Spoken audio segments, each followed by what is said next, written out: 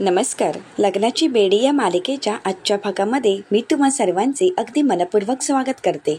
आजच्या भागामध्ये आपल्याला पाहायला मिळतं, राघव मधूला म्हणतो, मधू तू आराम कर आणि काही लागलं तर मला सांग.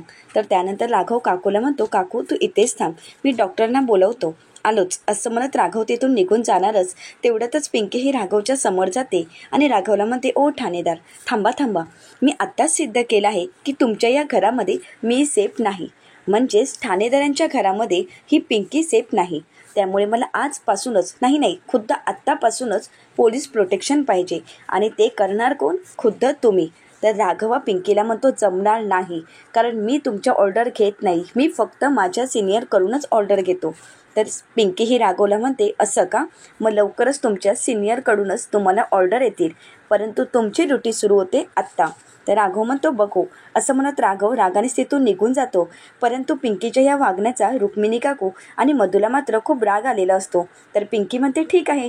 तर राघव तिथून निघून गेल्यानंतर पिंकी ही मनाशीच म्हणते की राघव दाजी तुझ्या मागे मागे येणार नाही, यांचा बंदोबस्त मी केला आहे. आता तू लवकरात लवकर सावीला शोधून घेऊन ये आणि तू येईपर्यंत या मधुमधू राणीचा माज नाही उतरवला तर नावाची पिंकी नाही. आता पिंकीने मधूचा चांगलाच माज उतरवायचा ठरवलेला असतो. तर दुसरीकडे पिंकीने चांगल्याच प्रकारे ऋतुजा आणि रेश्माला कामाला जुंपलेलं असतं. ऋतुजा ही रेश्माला म्हणते की आजचा दिवस जेवण बनवण्यातच निघून गेला. रेश्मा म्हणते, नाहीतर काय आई. आणि आई, मला त्या पिंकीचा जाम राग येतो. राणी वहिनींना धडा शिकवण्याची काय गरज होती त्या पिंकीला? ऋतुजा म्हणते, मग काय. आणि पिंकीला जर राणीला धडा शिकवायचाच होता तर राणीला स्वयंपाक करायला सांगायचा. आपल्याला का त्रास दिला? आपला त्रास तरी वाचला असता ना. तर रेश्मा ऋतुजाला म्हणते, आई, परंतु मला काय वाटतं, आपल्याला त्रास तर झालाच आहे, परंतु ती पिंकी किती हुशार आहे ना, किती हुशारीने राणी वहिनींचा प्लॅन त्यांच्यावरच उलटवला आहे. ऋतुजा म्हणते, अगं काही हुशार वगैरे नाही, आणि हो, पण माझ्यापेक्षा तर कमीच हुशार आहे. रेश्मा विचारते, आई, हे कोणी ठरवलं? ऋतुजा म्हणते, हे मी सिद्ध करणार. तिच्यामुळे काल घरातील एकही पदार्थ आपल्याला खाता आला नाही ना, आता बघच. रेश्मा विचारते, आई, अहो नक्की तुम्ही काय करणार आहात? ऋतुजा म्हणते, तुला काय वाटलं मी सगळं काही विसरले आहे का? नाही. रेश्मा विचारते, आई, हो, परंतु तुमच्या डोक्यात काय प्लॅन आहे? ऋतुजा म्हणते, आज तिचे पाहुणे येणार ना. रेश्मा म्हणते, मग काय, तुम्ही त्यांना उपाशी ठेवणार आहात का? ऋतुजा म्हणते, नाही, मी उपाशी वगैरे काही ठेवणार नाही, पण रेश्मा, आज आपण सर्वजण जेवणार आणि ती राणी फक्त पाहत बसणार. रेश्मा विचारते, हे कसं पॉसिबल होणार आहे? ऋतुजा म्हणते, होणार, पॉसिबल होणार, त्याची काळजी तू करू नकोस. तू फक्त एकच काम कर, फ्रीजमधून ज्यूस घेऊन ये. रेश्मा विचारते, आई, तुम्ही आत्ता ज्यूस पिणार आहात? ऋतुजा म्हणते, रेश्मा, जास्त शहाणपणा करू नकोस, मी जेवढं सांगितलं तेवढं कर, तू फक्त ज्यूस घेऊन ये, बाकी काय करायचं ते मी बघते. तर रेश्मा ही ऋतुजाने सांगितल्याप्रमाणे ज्यूस घेऊन येते आणि म्हणते, आई, हा घ्या ज्यूस. तर ऋतुजा म्हणते, एक काम कर ना, तो ज्यूस माझ्या डोक्यावरच ठेव. तर रेश्मा खरोखरच ऋतुजाच्या डोक्यावर ठेवण्यासाठी जाते. ऋतुजा म्हणते, काय चाललंय तुझं हे, इथे ठेव ना, शहाणपणा नको करूस. रेश्मा म्हणते, आई, तुम्हीच तर सांगितलं ना. ऋतुजा म्हणते, आता शांत बसायचं, मी जे काही करत आहे ना ते फक्त पाहायचं. तर त्यानंतर ऋतुजा आपला पदर फिरवत म्हणते, बघ. तर रेश्मा विचारते, आई, हे काय आहे? ऋतुजा म्हणते, जादूची पुडी. असं म्हणत ऋतुजा आपल्या हातामध्ये एक पावडरची पुडी घेते. रेश्माला म्हणते, रेश्मा, एक काम कर, ग्लास घेऊन ये. आता ऋतुजाने सांगितल्याप्रमाणे रेश्मा ग्लास घेऊन येते.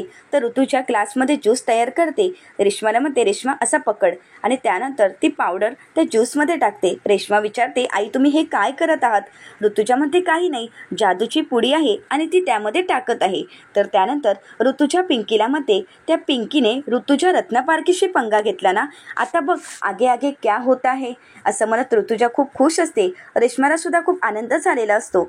तेवढ्यातच तिथे पिंकी येते आणि ऋतुजा आणि रेश्माला म्हणते, चला चला कॅलेंडर, खाना लावा, जेवण रेडी आहे का? तर ऋतुजा ही पिंकीला म्हणते की हो, सर्व जेवण रेडी आहे. असं म्हणत ऋतुजा ही पिंकीजवळ ज्यूस घेऊन येते आणि पिंकीला म्हणते की खास पाहुण्यांसाठी मी स्पेशल ड्रिंक बनवलं आहे, जरा सांगा ना कसं झालं आहे. तर पिंकी ही मुद्दामून त्यांचं कौतुक करत म्हणते, एक नंबर ऋतुजा काकी, अहो तुम्ही न सांगता एवढं छान ज्यूस बनवलं आहे, स्पेशल ड्रिंक बनवलं आहे, अहो तुमचं कौतुक करावं तेवढंच कमी. तर त्यानंतर ऋतुजा ही पिंकीला म्हणते, मी आज स्वतःच्या हाताने हे स्पेशल ड्रिंक तुम्हाला पाजणार आहे. तर पिंकी ऋतुजा काकूंना म्हणते, ऋतुजा काकू, इतना प्यार, इसका मतलब क्या होता है? आना आना, मी पितेच. असं म्हणत पिंकी तो ज्यूस घेते. आता ऋतुजा खूप खुश होते, परंतु पिंकी थांबते. तर ऋतुजा विचारते, काय झालं? तर पिंकी म्हणते, एकच ग्लास, अहो अजून 2 ग्लास घेऊन या. अहो तुमच्यासाठी पण. तर येईल ना तुम्हाला पण. अहो एवढी कामं केली, एवढा छान ज्यूस बनवला आहे, मग तुम्हाला नको का? तुम्ही पण ज्यूस घ्या ना. तर त्यानंतर ऋतुजा म्हणते नाही तुम्हीच घ्या ना. तर पिंकी म्हणते नाही नाही, आता तुम्ही पण ज्यूस घ्यायचा आहे. तर आता त्यांच्याजवळ कुठलाच पर्याय नसतो. आता ऋतुजा ही रेश्माला म्हणते रेश्मा जा ना ग्लास घेऊन ये. परंतु रेश्मा मात्र घाबरून गेलेली असते. रेश्मा म्हणते आई. ऋतुजा म्हणते हो रेश्मा तू ग्लास घेऊन ये. आता पिंकी म्हणते काय झालं रेश्मा? रेश्मा म्हणते काहीच नाही. आता रेश्मा ही ग्लास घेऊन येण्यासाठी जाते, परंतु ती खूप घाबरून गेलेली असते. ऋतुजा काकूंना पिंकी म्हणते खरंच खूप छान काम केलं आहे. आता त्यामुळे आता तुम्हीही माझ्यासोबतच ज्यूस प्यायचं आहे. तर पिंकी ही त्यांच्याजवळ पाहत असते आणि त्या दोघांची गंमत पाहून पिंकीला मात्र खूप मजा येत असते. पिंकी ही ऋतुजाला म्हणते ऋतुजा काकू तुम्ही दिलेला स्पेशल ज्यूस पाहून माझं दिल अगदी गार्डन झालं आहे. तर ऋतुजा ही पिंकीला म्हणते मग त्या गार्डनमध्ये बसूनच या ज्यूसचा आनंद घ्या आणि ज्यूस संपवा. तर पिंकी म्हणते हो मी तर ज्यूस संपवणारच आहे, परंतु तुमचंही ज्यूस येऊ द्या. अहो तुमचीही ग्लास येऊ देत ना, मग आपण एकत्रच पिऊ. तर तेवढ्यातच रेश्मा ही ग्लास आणि ज्यूस घेऊन आलेली असते.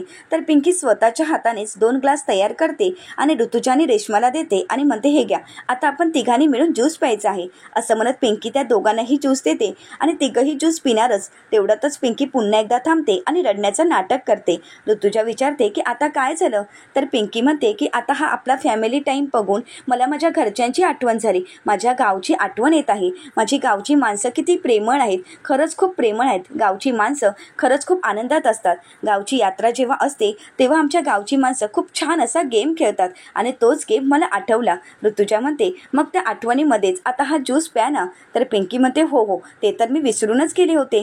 असं म्हणत ऋतुजा पुन्हा एकदा पिंकीच्या हातामध्ये त्या ज्यूसचा ग्लास देते आणि पिंकीला प्यायला सांगते. आता पिंकी ज्यूस पिणारच. तेवढ्यातच रेश्मा ही पिंकीला विचारते कुठला गेम होता आणि कुठला गेम खेळायची तुमची गावची माणसं?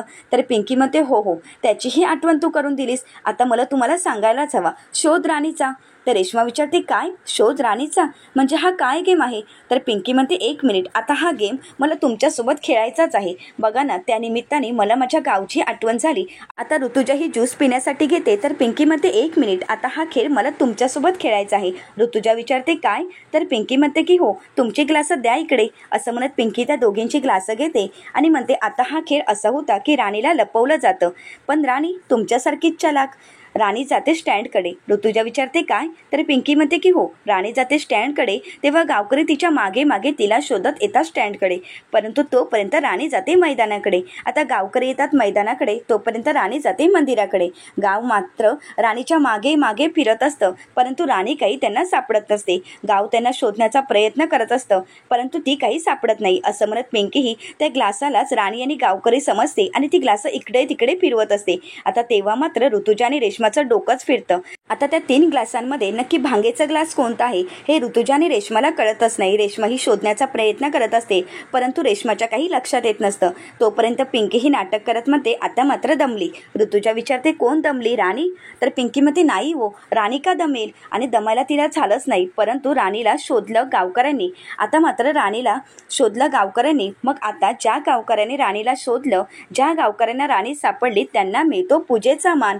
असं म्हणत पिंकी ही त्यांना म्हणते आता किती छान होता ना हा खेळ.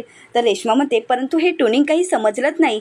ऋतुजा म्हणते हो ना, आता यातली आपली राणी कोणती कसं समजायचं? आता ऋतुजा मात्र काय करावं तिला काहीच कळत नाही. तर पिंकी म्हणते घ्या ना यातली कुठलीही राणी तुम्ही घ्या, जी आवडेल राणी ती तुम्हाला घ्यायची आहे. तर त्यानंतर ऋतुजा त्यातील 1 ग्लास आपल्याला घेते. तर रेश्मा मात्र पाहतच असते. आता रेश्माला पिंकी म्हणते काय झालं? आता राणीने तर आपला ग्लास घेतला आहे, मग गावकरी बघत बसतील का? नाही ना. अहो घ्या ना तुम्ही पण घ्या. असं म्हणत रेश्माला सुद्धा 1 ग्लास घ्यायला सांगते. आता रेश्मा सुद्धा घाबरत घाबरत 1 ग्लास घेते. आता दोघींनी सुद्धा ग्लास घेतलेला असतं. तर पिंकी म्हणते प्या प्या, अहो एवढा छान ज्यूस बनवला आहे. राणी तर दमून गेली आहे, त्यामुळे आता तुम्ही दोघांनीही ज्यूस प्यायचा आहे. असं म्हणत दोघांना ज्यूस प्यायला सांगते, परंतु दोघेही एकमेकांकडे पाहू लागतात. आता त्यांना काय करावं काहीच कळत नसतं. तर ऋतुजा ही रेश्माला म्हणते पी ना. तर इकडे मात्र पिंकीने आपला ग्लास संपवलेला असतो. आता पिंकीने ग्लास संपवल्यामुळे त्या दोघींना आश्चर्य वाटतं आणि त्या दोघीही आश्चर्याने पिंकीकडे पाहू लागतात, परंतु पिंकीमध्ये काहीच बदल झालेला नसतो. तर रेश्मा ग्लासातील ज्यूस पित असते, ऋतुजा मात्र तिच्याजवळ पाहत असते. तर त्यानंतर रेश्मालाही काही झालं नाही, म्हणून ऋतुजा ही रेश्माला म्हणते हे ग्लास माझं होतं. रेश्मा म्हणते नाही नाही हे ग्लास माझं होतं. आता त्या दोघींची भांडणं चालू होतात. पिंकी म्हणते थांबा, आता सुनेने सासूचा खून केला हे योग्य वाटतं का? ऋतुजा मात्र घाबरून जाते. जाते. ऋतुजा म्हणते नाही नाही. तर पिंकी म्हणते मग आणा इकडे. असं म्हणत पिंकी पुन्हा एकदा त्या दोघींची ग्लास घेते. तर पिंकीने दोघींची ग्लास मागून घेतल्यामुळे ऋतुजा आणि रेश्मा घाबरून गेलेले असतात. तर पिंकी म्हणते या ग्लासमुळे तुमची भांडणं होत आहेत ना, हा ज्यूस माझा नाही, तो ज्यूस माझा नाही, मग थांबा. असं म्हणत पिंकी त्या दोघींचाही ज्यूस जारमध्ये मिक्स करते. तर तेव्हा मात्र ऋतुजा आणि रेश्माला धक्काच बसतो. आता पिंकी म्हणते बघा आता झाली ना ग्लास रिकामी, आता मी पुन्हा तुम्हाला खूप छान असा फ्रेश ज्यूस बनवून देणार आहे आणि तो ज्यूस तुम्ही प्यायचा आहे, म्हणजे तुम्हाला पण शांत वाटेल. असं म्हणत पिंकी ही त्या दोघींच्याही ग्लासमध्ये पुन्हा एकदा ज्यूस देते. आता ते दोघेही घाबरून गेलेले असतात. पिंकी म्हणते घ्या. ऋतुजा मात्र खूप घाबरत असते. पिंकी म्हणते घ्या ऋतुजा काकू, तुम्हाला खरंच खूप बरं वाटेल. आता दोघेही ज्यूस घेतात आणि एकमेकींजवळ पाहू लागतात. दोघेही खूप घाबरून गेलेले असतात. तर पिंकी त्या दोघींची मजा घेत असते. तर त्यानंतर पिंकी म्हणते घ्या घ्या, तुम्हाला खूप दमायला झाला आहे, पटापट ज्यूस संपवा. मी संपवलाच ना माझा ज्यूस. आता ऋतुजा आणि रेश्माजवळ दुसरा कुठलाच पर्याय नसतो आणि म्हणूनच ते दोघेही ज्यूस पिण्यासाठी घेतात. आता त्यांच्याजवळ पाहिल्यानंतर पिंकीला त्यांचा प्लॅन आठवतो, कारण पिंकीने त्यांचा प्लॅन पूर्णपणे पाहिलेला असतो. जेव्हा ऋतुजा काकू ग्लासमध्ये पावडर मिक्स करत असतात तेव्हा पिंकीने पाहिलेलं असतं आणि ते पाहून पिंकीला धक्काही बसतो. परंतु पिंकीने त्या क्षणी ठरवलेलं असतं की त्यांचा प्लॅन त्यांच्यावरच उलटवायचा आणि त्याचप्रमाणे पिंकीने त्यांचा प्लॅन त्यांच्यावरच उलटवलेला असतो. आता पिंकी ही त्यांच्याजवळ पाहत मनाशीच म्हणते गुड लक, तुमच्या समोर मधुमधू राणीचं उदाहरण असताना सुद्धा तुम्ही या पिंकीशी पंगा घेतला, आता भोगा तुमच्या कर्माची फळं. असं म्हणत पिंकी त्यांच्याजवळ पाहते आणि म्हणते होऊ दे धिंगाणा. आता त्या दोघींनीही ग्लासमधील ज्यूस संपवलेला असतो आणि त्या दोघींनाही भांग चढलेली असते. दोघीही एकमेकांजवळ पाहतात आणि मोठमोठ्याने हसू लागतात. तर दुसरीकडे पाहायला मिळतं राघव विचार करत असतो. तेवढ्यातच तिथे ऋषभ येतो आणि राघवला विचारतो काय झालं दादा. राघव ऋषभला म्हणतो की आपला प्लॅन पूर्णपणे विस्कटला आहे. ऋषभ विचारतो म्हणजे. तर राघव ऋषभला म्हणतो की त्या पिंकीने सिक्युरिटीसाठी माझं नाव हेड ऑफिसवर दिलं आहे आणि त्यांनी सुद्धा ते एक्सेप्ट केलं आहे. ऋषभ विचारतो हे कसं शक्य आहे. राघव म्हणतो यांच्यासाठी काहीही शक्य आहे. ऋषभ हा राघवला विचारतो की दादा आता काय करायचं. राघव म्हणतो आता मी काहीच करू शकत नाही, आपला प्लॅन आपल्याला कॅन्सल करावा लागेल, कारण मी कुठेही जाणार नाही, मला कुठेही जाता येणार नाही. तर राघवच्या लक्षात येतं. राघव म्हणतो ऋषभ परंतु मी नाही जाऊ शकत, पण तू तर जाऊ शकतोस. तर राघवला ऋषभ म्हणतो गुड आयडिया. तर राघव ऋषभला म्हणतो तू जा आणि गोदा मावशी आणि कृष्णाबद्दल जे जे काही तुला कळेल, जे जे काही समजेल ते सगळी काही इन्फॉर्मेशन तू मला द्यायची आहे. अगदी छोट्यात छोटी जरी इन्फॉर्मेशन मिळाली तरी तू ती मला द्यायची आहे. ऋषभ म्हणतो दादा ठीक आहे, माझी 1-2 कामं आहेत, ती झाल्यानंतर मी लगेचच निघण्याचा प्रयत्न करेन. राघव म्हणतो थँक्यू. ऋषभ म्हणतो की दादा मी येतो. असं म्हणत ऋषभ हा जायला निघालेला असतो. तर राघव पुन्हा एकदा ऋषभला आवाज देतो आणि ऋषभला म्हणतो ऋषभ सॉरी. ऋषभ म्हणतो दादा रे का सॉरी म्हणत आहेस. तर राघव म्हणतो रेश्मासोबत तुझं राहणं खूप गरजेचं होतं, परंतु तुला आता जावं लागत आहे. ऋषभ हा राघवला म्हणतो परंतु त्यासाठी कृष्णा घरी येणं खूप गरजेचं आहे, खूप महत्त्वाचं आहे, तू काळजी करू नको, मी लवकरात लवकर कृष्णाला घेऊन घरी येईन. राघव म्हणतो ठीक आहे, परंतु ऋषभ तू स्वतःची काळजी घे. ऋषभ म्हणतो दादा तू माझी काळजी करू नकोस, तू स्वतःची काळजी घे, मी लवकरच येईन. असं म्हणत ऋषभ हा कृष्णाला शोधण्यासाठी निघालेला असतो. तर राघव मनाशीच म्हणतो ऋषभ तू तोपर्यंत कृष्णाला शोध, तोपर्यंत मी इथे पिंकीची माहिती काढतो. पिंकीच्या मनात नक्की काय आहे हे मला शोधावंच लागणार आहे. आता राघवने पिंकीची माहिती काढायचं ठरवलेलं असतं. तर दुसरीकडे पिंकी मात्र रेश्मा आणि ऋतुजाला डान्स करायला सांगते आणि त्यांची मजा घेत असते. रेश्मा आणि ऋतुजा डान्स करत असतात. तर पिंकी म्हणू लागते वा वा एकच नंबर, किती छान डान्स करत आहात. त्या दोघीही भांगेच्या नशेमध्ये डान्स करत असतात आणि पिंकीने म्युझिक चालू केलेले असतात. आता त्या म्युझिकवर त्या दोघीही अगदी भान हरपून डान्स करत असतात आणि पिंकी त्यांची मजा घेत असते. तेवढ्यातच तिथे रुक्मिणी काकू आणि मधू येतात. आता त्या दोघींना डान्स करताना पाहून रुक्मिणी काकू आणि मधूला धक्काच बसतो. रुक्मिणी काकू विचारतात हे काय चाललं आहे.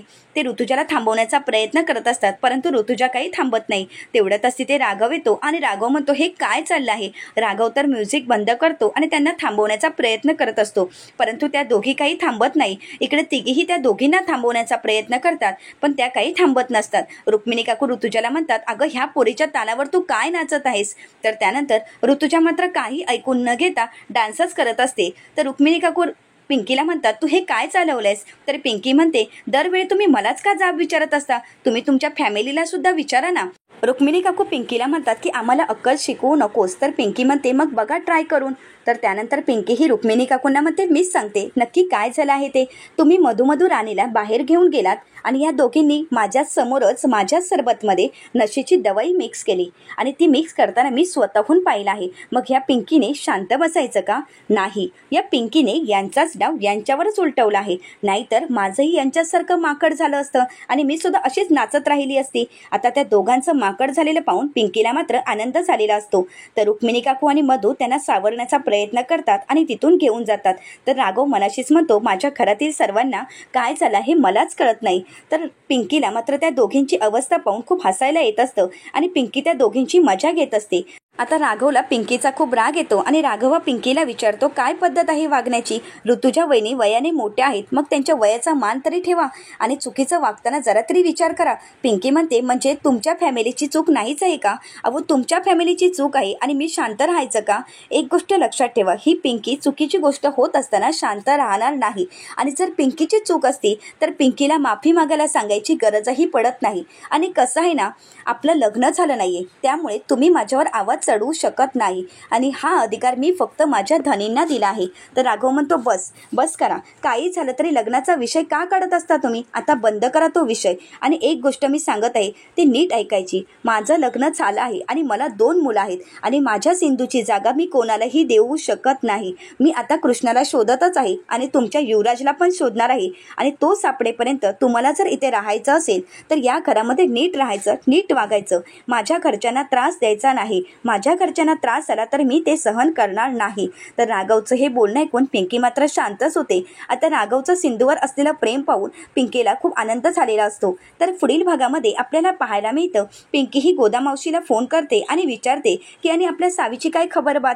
तर गोदामावशी म्हणू लागतात, अहो, तो माजुरटीचा जो पार्टनर आहे ना, तो खूप चलाक आहे. तर पिंकी म्हणते, आता तर तुम्ही काळजीच करू नका, त्या पार्टनरचा शोध मी स्वतः घेणार आहे. आता पिंकी विचार करत म्हणते की कदाचित शकुंतला देवी तर नसतील ना या माजुरटीचा पार्टनर. तर पिंकी शकुंतला देवींना विश्वासात घेत सत्य शोधण्याचा प्रयत्न करते आणि शकुंतला देवी पिंकीला म्हणतात, माझ्या मागे या घरात काय होत आहे हे शोधण्यासाठीच मी मधुराणीला जवळ केलं आहे. आमच्यामध्ये मैत्री वगैरे काहीच नाही. हे जे काही आहे ना ते सगळं काही खोटं आहे. तर पिंकी मनाशीच म्हणते की याचा अर्थ शकुंतला देवी पार्टनर असणं शक्यच नाहीये. मग या राणीचा नक्की पार्टनर कोण असणार आहे असा पिंकी विचार करू लागते. आता पिंकीला नक्की खरा पार्टनर कोण आहे हे कळेल का हे पाहण्यासाठी चॅनलला नक्की सबस्क्राईब करा. धन्यवाद.